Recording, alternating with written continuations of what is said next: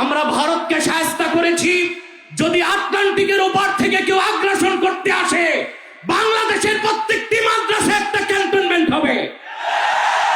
সেনাবাহিনীর সাথে কাঁধে কাঁধ মিলিয়ে মাদ্রাসা ছাত্ররা দেশ রক্ষায় মাঠে নামবে। আগ্রাসী শক্তিকে বলে দিচ্ছি, আমার দেশের সবুজ লাল পতাকার দিকে যে চোখ তুলবে তার চোখ উপড়ে দেওয়া হবে। আমার বাংলার কোন 1 ইঞ্চি মাটিতে আগ্রাসনের থাবা বসালে সেই কালো হাত ভেঙে দেওয়া হবে।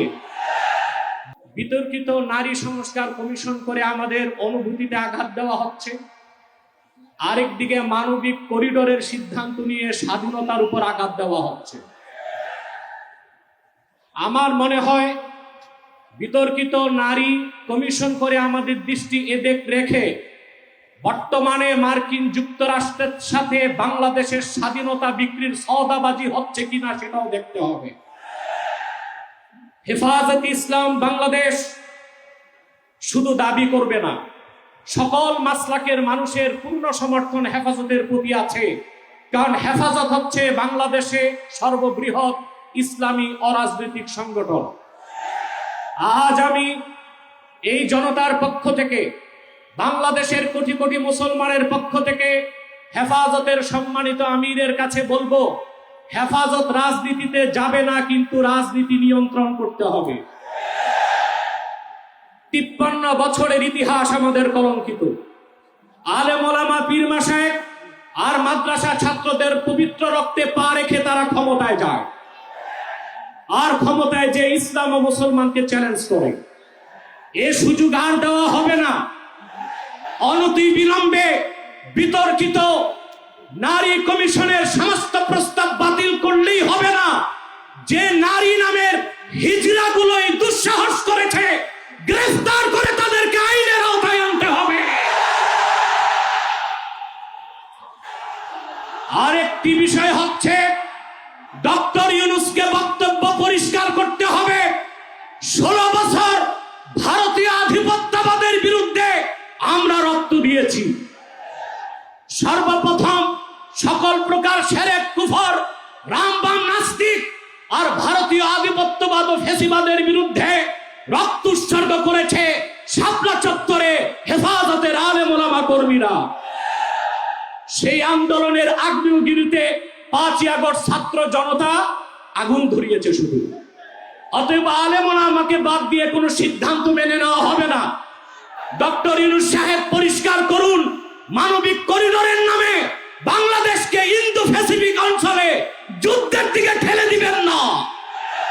আমরা ভারতকে শায়েস্তা করেছি।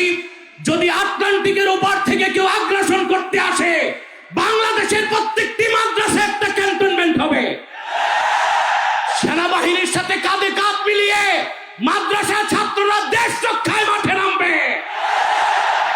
আগ্রাসী শক্তিকে বলে দিচ্ছি, আমার দেশের সবুজ লাল পতাকার দিকে যে চোখ তুলবে তার চোখ উপড়ে দেওয়া হবে। আমার বাংলার কোন 1 ইঞ্চি মাটিতে আগ্রাসনের থাবা বসালে সেই কালো হাত ভেঙে দেওয়া হবে। বিদায় লগ্নে আরো 3টি দাবি আমাদের পক্ষ থেকে। ব্লাসফেমি আইন করতে হবে, freedom of expression, freedom of speech. বাক স্বাধীনতার নামে ইসলাম বিরোধিতা যেই করবে তাকে আইনের আওতায় আনতে হবে। আমার দেশে অসংখ্য আলেম ওলামা, নিরীহ মানুষকে জঙ্গি তকমা দিয়ে কারাগারে রাখা হয়েছে। যদি বাবর সাহেব মুক্তি পায়, তাহলে যে সমস্ত আলেম ওলামা জঙ্গির মামলায় ভিতরে, তারা কেন মুক্তি পাবে না? তাদের মুক্তির আগে সংস্কার না নির্বাচন হতে দেওয়া হবে না বাংলাদেশে। আমার 7ম দাবি, হেফাজতের পক্ষেই বাংলাদেশের সমস্ত মাসলাককে এক প্ল্যাটফর্মে আনা সম্ভব একটি দাবি আদায়ের লক্ষ্যে। সেটা হচ্ছে বাংলাদেশে কাদিয়ানীদেরকে অবশ্যই অমুসলিম ঘোষণা করতে হবে। হেফাজত যদি ডাক দেয়, তাহরিকে খাতমে নবুয়্বত সারা বাংলাদেশের মাসলাক আসবে। আমরা কাদিয়ানীদেরকে অমুসলিম ঘোষণার দাবি আদায়ে যদি জান ও মাল দিতে হয়, কারা কারা প্রস্তুত আছি। ওয়া আখির দাওয়ানা আলহামদুলিল্লাহি রাব্বিল আলামিন।